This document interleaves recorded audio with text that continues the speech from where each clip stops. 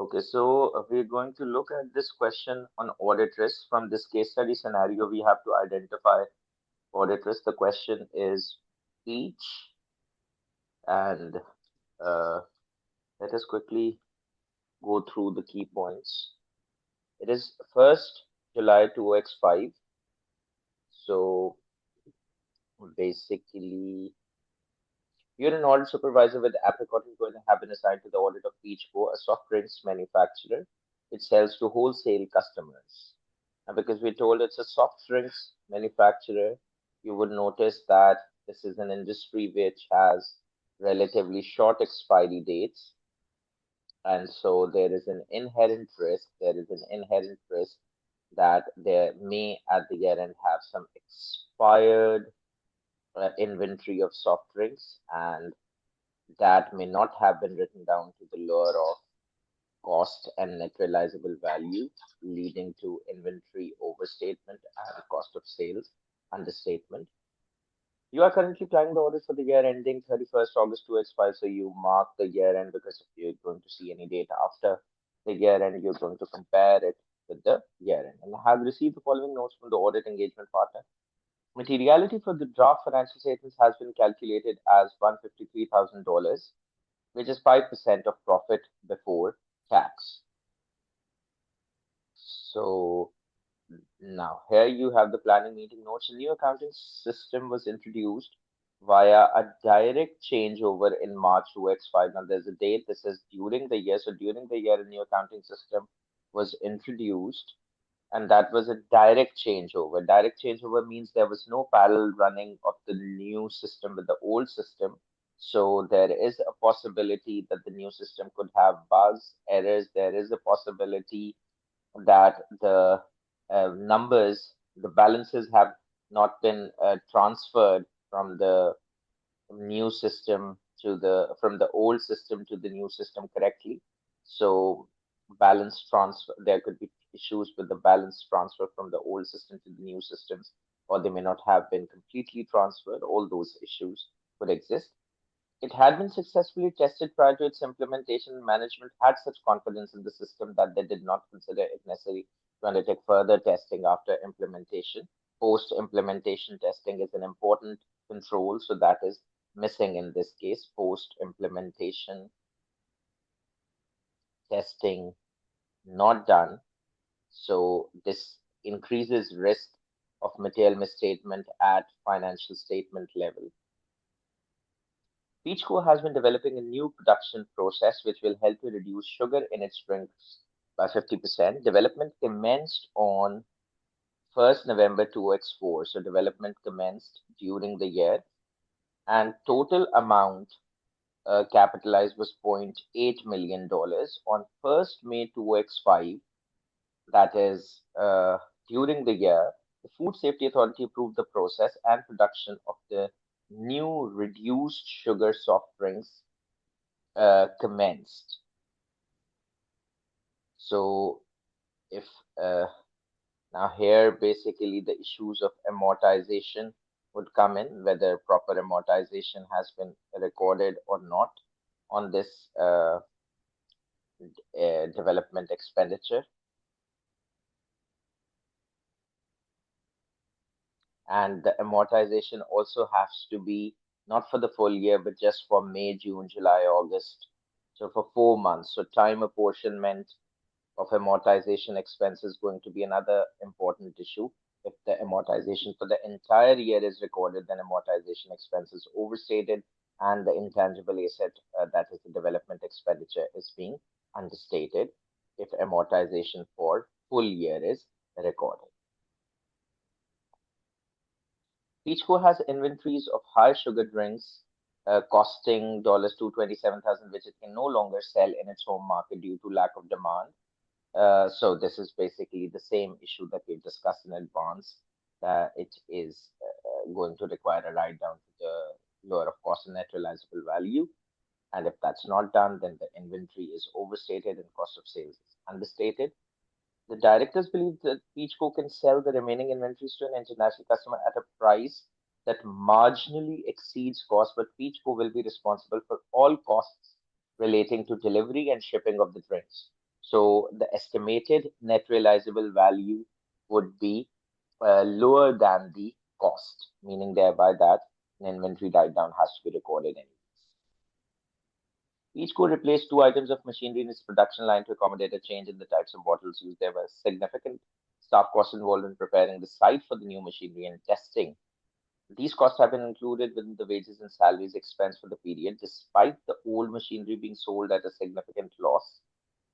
During the year, the directors of Peachco decided to extend useful lives of plant and machinery by an average of 5 years. So, this change in useful life seems to be inappropriate, and this inappropriate change in useful life could mean that the costs, that the depreciation expense may be understated and the PPE may be overstated, right? Because the change in useful life is may not be reasonable. Does not appears to be reasonable, especially given the fact that the old machinery has been sold at a loss.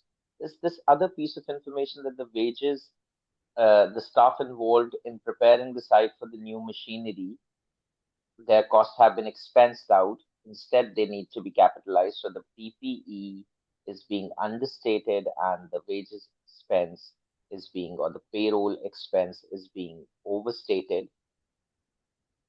A member of the finance team was dismissed by Peachco in May 2X5 after it was discovered that they had been fraudulently purchasing non-current assets for personal use.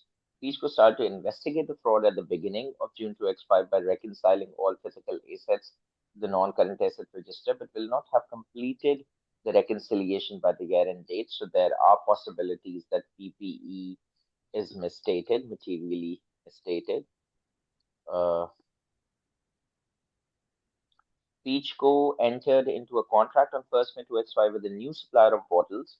Peachco has committed a minimum order quantity of 150,000 bottles per month for a period of 12 months commencing 1st May 2X5. No costs have been accounted for to date, as no amounts are payable for the first 6 months. Three equal installments are then payable across the remainder of the contract term. Peachco's previous supplier has launched a legal claim against Peachco for breach of contract, stating that Peachco did not have the right to exit the agreement early.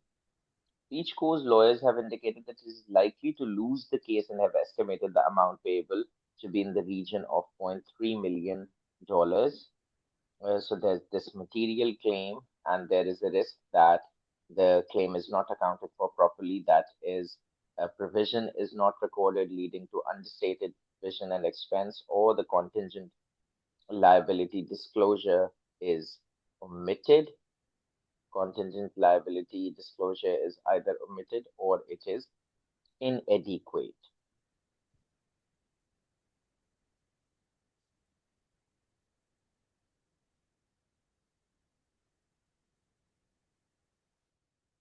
Uh, For this part, no costs have been accounted for as the amounts are no amounts are payable for the first 6 months. That's not in accordance with the accruals concept. So you should actually be recording the purchases and the payables,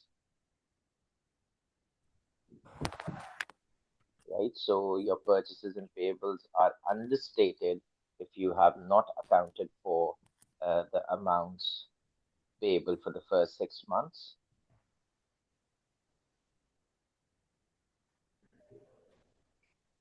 In order to fund the development of new production process and the purchase of new machinery, uh, Peachco obtained an interest-bearing bank loan on 1st March 2X5, repayable over the next 3 years in arrears. Uh, in order to secure the bank loan, Peachco agreed to maintain a minimum net profit margin and meet specific sales targets, and this is precisely what we call as debt covenants. Now, it has a bank loan.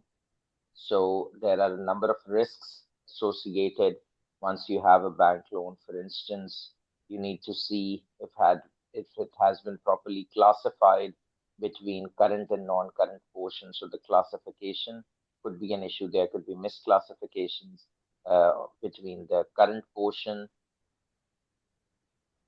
and non-current portion of the long-term loan. That is one issue. Then because you have obtained a bank loan, which is an interest-bearing bank loan, if you do not use the correct, if incorrect exchange rate, sorry, incorrect interest rate is used, if incorrect interest rate is used, that could mean your finance cost and your accrual for the finance cost are both misstated. Besides that, because you have obtained a loan and loans are usually obtained against a security, some PP may have been offered as a security. The secured assets disclosure, disclosure pertaining to secured assets may be omitted or inadequate. Then the other issue inadequate. Then there's another issue which surrounds the debt governance. Debt governance could pressurize the management to engage in fraudulent financial reporting, specifically with respect to overstating sales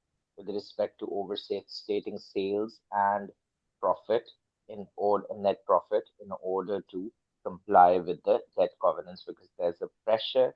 So, due to this pressure from the lender, the management could engage in fraudulent financial reporting by overstating the sales and the net profit so that they could demonstrate compliance with the debt governance. Even if they're not complying, they would wish to demonstrate so that the loan doesn't immediately becomes repayable.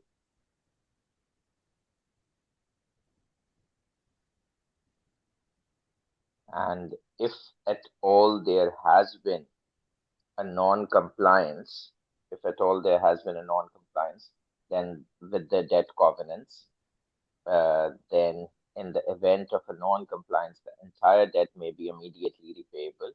In the event of a non-compliance, what would happen? Entire debt may be immediately repayable. And if that's not accounted for properly, if that's not accounted for properly, your current portion of the long-term loan may be understated and your non-current portion of the long-term loan may be overstated because if the entire debt is immediately repayable, then entire amount of loan should be parked as a current portion because that's immediately repayable, that's payable within the next 12 months. Is that clear? If there are any questions, please let me know.